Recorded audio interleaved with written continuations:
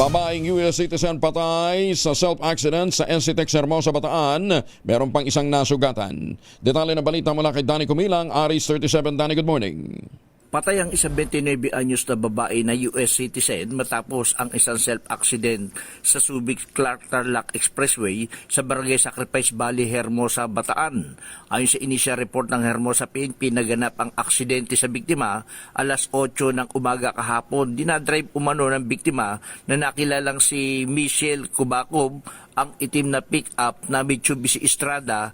Nasakay nito ang isang alias Jasper, 20 anyos, residente ng Kawag Subic, Zambales nang maganap ang aksidente. Ayon sa ECTEX traffic investigator na si Riley Sibal, pantikan ang sasakyan ay nawala ng kontrol, bumangga sa bollard post at ilang ulit na umikot. Tumilapon ang driver at pasahero palabas ng sasakyan.